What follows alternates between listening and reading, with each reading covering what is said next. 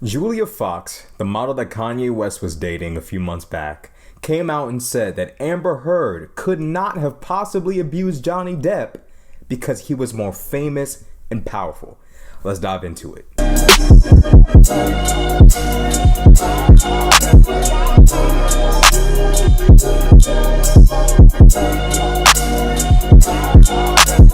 Yo, what's good, YouTube? It's Rashad Crenshaw back again with another video.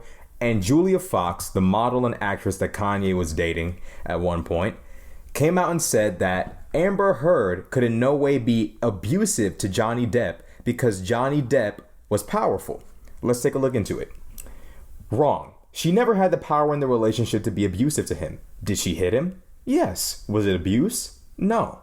You need to have power to be able to abuse it. She was 25. He clearly was always more powerful, including physically and financially. So in her mind, it's not abuse unless you are the person with the physical, financial, and social power in the relationship. Ladies who are watching this, imagine your son dating somebody who thinks like this. Imagine that. Imagine your son dating somebody who thinks like this moron, who just typed this foolishness.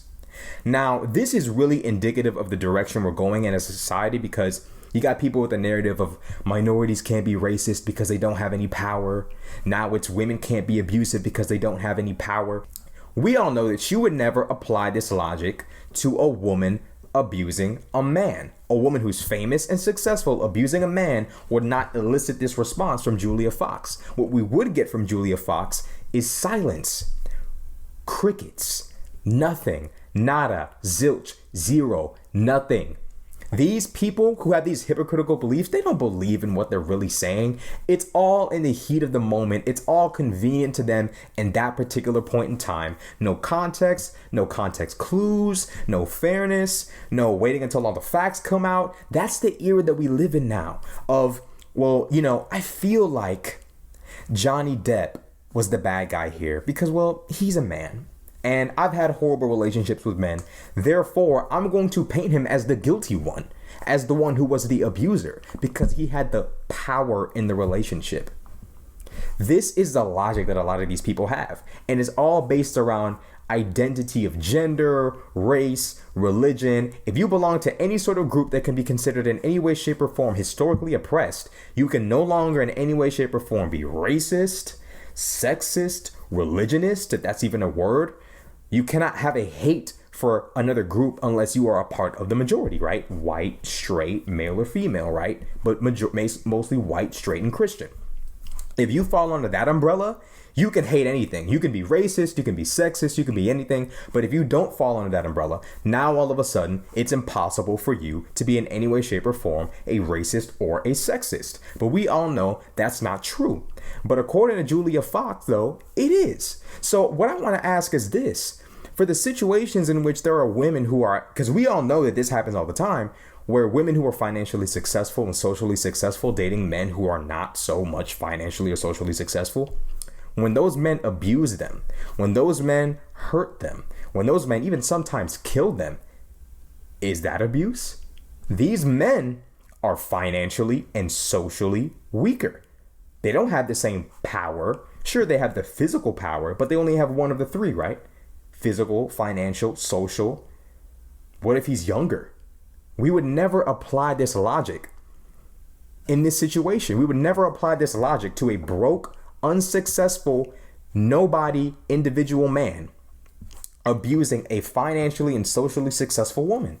We would never apply that logic. And yet here we are with people pushing these ridiculous narratives like Julia Fox. Where is this? I want somebody to explain to me. Someone who goes to college, someone in their 20s. If you're in college and you're in your 20s and you're in one of these radical colleges with these crazies, explain to me the logic and the thinking of these people to where someone cannot be an abuser unless they have the physical, financial, and social power over their spouse. We know that this would never be flipped the other way around. We know that if it were in fact a woman abusing her man, and she had all the qualities that Julia Fox listed to be necessary for one to be an abuser, Julia would not be using this logic in the favor of the man being abused. She would not.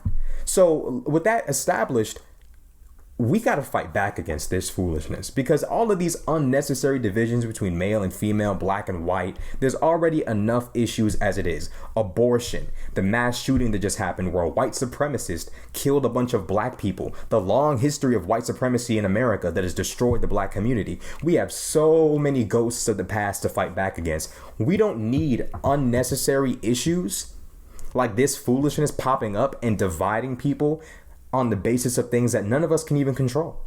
You can't control being male. You can't control being female.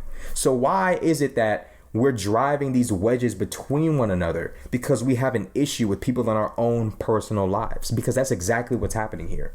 Julia Fox probably has a horrible relationship with some of the men in her life that she's dated. And instead of simply keeping her anger and frustration to those men in her own personal life, she extends that to Johnny Depp and Amber Heard's relationship in their life and condemns him and makes him out to be an abuser when, ma'am, you don't even know this dude. You don't know this dude from a hole in the wall. You don't know this guy. All you know is he was richer, more successful, bigger, stronger. So therefore, it's impossible for him to be in any way, shape, or form abused. He has to be the abuser. People need to get in control of their emotions and separate the logic and the emotion, separate the facts and the fiction, because it's getting to the point where we're trying to combine the two and create this new reality in which they just do not coexist. It is completely abusive if you put your hands on your partner and it's not in self-defense. That is abuse. Point blank, period.